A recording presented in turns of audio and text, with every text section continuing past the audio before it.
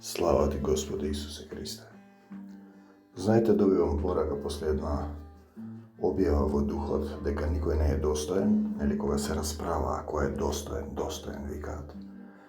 И давам два библиски примери дека Јован Крстител вели дека не сум достоен ни врвките да му ги одврзам. Апостол Павле вели не сум достоен да бидам апостол. Петар вели не сум достоен да влезеш во мојот дом. Замислете луѓе кои оставиле големи траги и пишано е дека поголем од Јован Крстител не се родил од жена на жена. И видите, тогаш ние добиваме заедница црквата како политичка партија. Вие имате следбеници или како фудбалски клуб, каде што вие се ќе оправдате што ќе направи лидерот на партијата и да краде и да лаже и да има блудство во партијата. Било што да се случува, вие ќе оправдате. И во политичката партија исто. Знаете, или во фудбалскиот клуб и да игра лошо, важно да победи. Важно вашето да остане. Тоа не е христијанство. Знаете, не можете вие да оправдувате блудство, а единствената мерка за да разберете дека христијанство надвор од Светото писмо, од живото слово Исусово нема. И кога ќе дојде Духот, вие ќе го славите само Господ Исус Христос. Нема да имате канони, нема да имате литургии и панахиди. Вие ќе ги оставите мртвите да ги погребуваат своите мртовци. Вие ќе викате татко и ќе го славите Господ Исус Христос.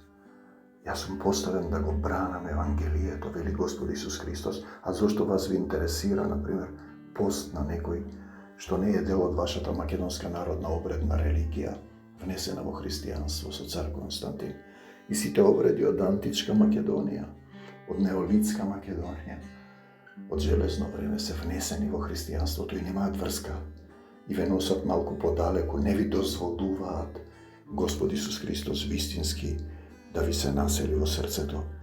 Ете затоа се тие постови и тогаш црквата станува политичка партија или фудбалски клуб за кој вие навивате, било што да прави, оправдувате се дека нема став за ништо, дека го остава народот страда, дека не го шири Евангелието, не ве носи до Господ Исус Христос и не може да ви го тргне гревот кој е колективно врз македонскиот народ од Антиох Епифан. Нити доаѓате вие до тоа ниво. Вие се занимавате со слави, прослави на луѓе смртни, со одбележување годишници од смртта, со некои обреди, например, затоа биле тие достојни свештениците, требале да прават венчавки, крштевки, погреби. Не сте за тоа донесени. Дојдени сте да го ширите светот Евангелие, да зборувате за Исус Христос, а не да си правите телесни обреди во кои практично правите идолопоклонство кон себе славење, својата црква, својата вера. А идолопоклонството е почеток, причина и крај на секое зло. За секогаш Исус, во секого Исус, во секое срце Исус, од земјата до небесата. Амин.